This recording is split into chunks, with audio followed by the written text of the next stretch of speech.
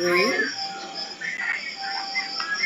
Most gracious, kindly Heavenly Father, Lord, thank you so much for the wonderful tonight you're giving to us. God, as we start talking this evening, we invite your holy presence to give us knowledge and wisdom to present our presentation. Please guide us to the possible and dangerous. Thank you for hearing our prayers. In Jesus' name we pray. Amen. Amen.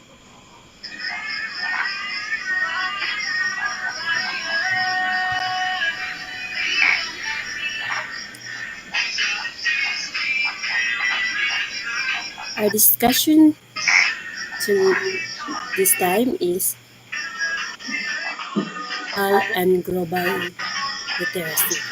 So it is daghan mga kultura diri sa atong global. Diri sa ato ang diri sa ato ang nasod diri sa Pilipinas.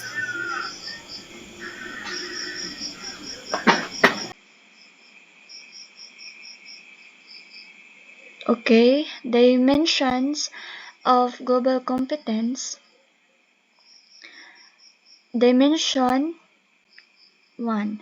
Examine issues of local, global, and cultural significance. Refers to the globally competent people's practices of effectively utilizing knowledge about the world. So, and critical reasoning in forming their own opinion about a global issue. So, dagan joy mga kaning kuan globally is dapat na effectively nga pag-utilize gyud sa ato ang knowledge about sa panghitabo sa world, and then it has critical reasoning nga makuan sa mga tao, makahatag sila own nga opinion about sa mga panghitabo sa atong sa kalibutan. People use higher order thinking skills such as selecting and weighing appropriate evidence to support arguments about global developments. So, ang nadyo mga tao nga higher order thinking skills sila nga makakuan jud nilang evidence ug makasupport sila mga argumento about sa pagdevelop sa global. Number 2, dimension 2, understanding and appreciate the perspectives and the worldviews of others. Globally competent people are willing and capable of considering other people's perspectives and behaviors from multiple viewpoints to examine their own assumptions. They retain their cultural identity while becoming aware of the cultural values and beliefs of people around them. So, diri is mas sabtan sa mga tao ang nagkalalain nga mga perspective ug ilang ma-appreciate pod. And then, mas ma-aware sila sa mga values and beliefs sa nagkalain-laing mga cultures, labi na sa mga tao nga nakapalibot sa ilaha. And the next,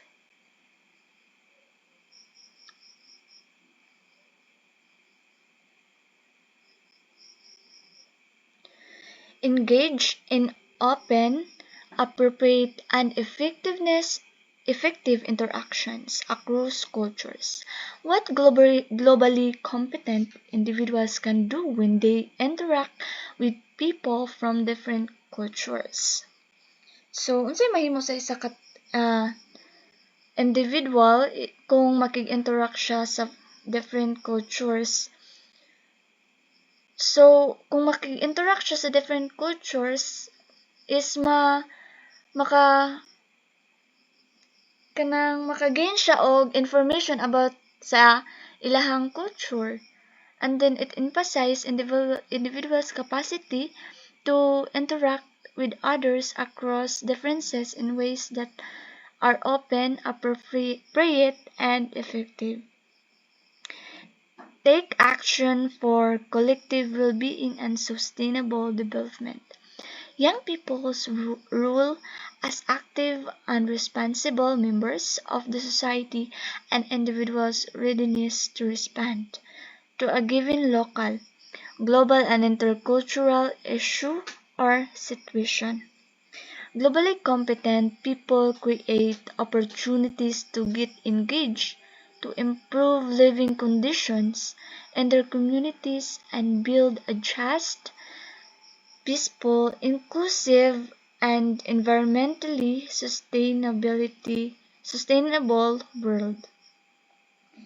So the rea is, if we have to take an action, so dali ra gyud ta nga maka-engage and to improve our living in our communities nga naay pagkahiusa, naay peaceful nga pagkinabuhi, and then layo sa mga issue or mga issue. So, and it create environmentally sustainable world.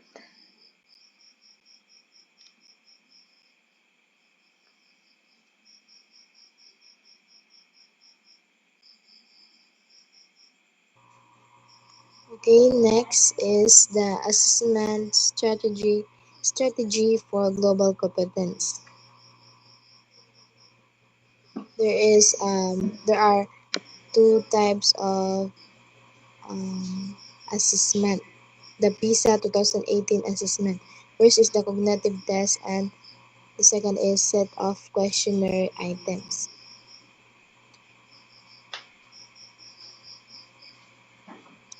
Knowledge about the world and other culture.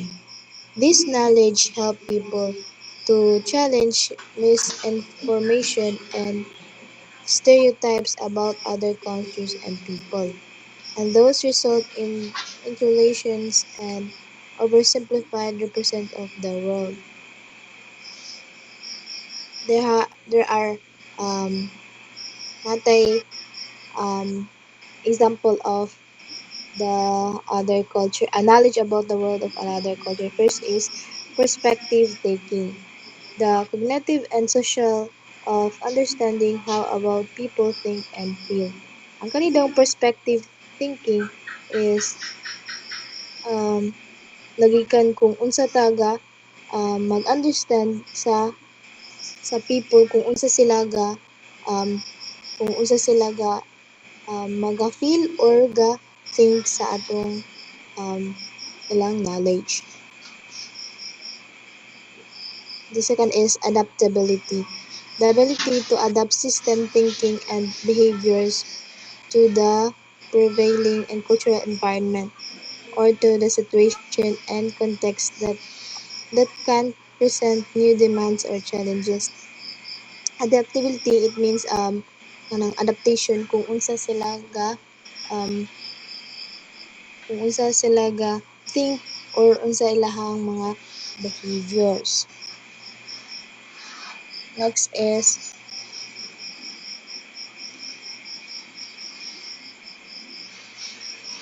integrating global and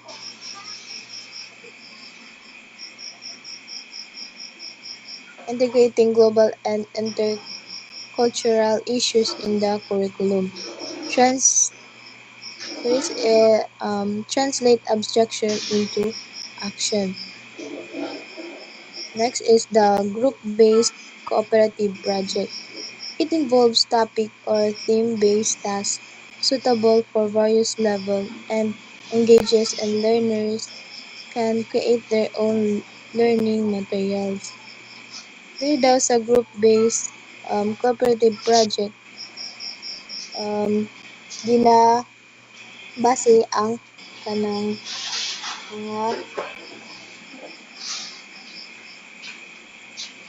ginabase kung unsa sila ginagrupo sila para ma-share ilahang mga thoughts and ideas. Next is learning learners would realize that to be efficient, they need to respectful, attentive, honest, and em- empathic. Dili pud sa group-based cooperative project ang nagagain pud ang learners sa pagrespetuhanay sa mga honest nga mga kabuhatan. Next is class discussion. This class discussion are interactive method that encourage proactive learning, listening, and responding to ideas expressed by peers. Class discussion diri ang mga murag, for example diri is kanang mga I like kanang mga student centered, maka-gain siya og by kanang balos-balos nga mga thoughts, makakuha pod og mga ideas ug kung unsa ilang pag-express pod sa ilang by peers. Next is students learn that there is no single right answer to a problem. Understand the reason why others hold different views and reflect to the all rights of their own beliefs. Ang dili pod is kanang like mga ingon gani og student centered walay for example diri is when ang bata or ang teacher ga share sa idea sa bata kung mutubag pud ang bata kanang mura og kanang dili ni teacher mag-ingon og kanang mali nang imong kuan thoughts, murag ikibali ang teacher mo encourage pud og kanang mga positive reinforcement ngana. Next is service learning. Through real-life experience where students not only serve to learn applied learning but also learn to serve. Kaning service learning is si teacher gina-apply ni teacher ang mga real life experience sa mga bata like para masabdan ug maunawaan pud sa mga estudyante niya. Next is story circle approach. In groups of 5 to 6, the student take turn sharing a 3-minute story from their own experience based on specific prompts. Kaning story circle approach, kaning need or kanang kailangan gyud sa student labi na sa mga elementary like grade 1 to 6 grade 1 to 2 pwede na ni teacher pa-story siya kanang magpa-story siya sa mga topic niya para ma-relate pud sa mga bata or masabtan pa pud og maayo sa mga bata. Next is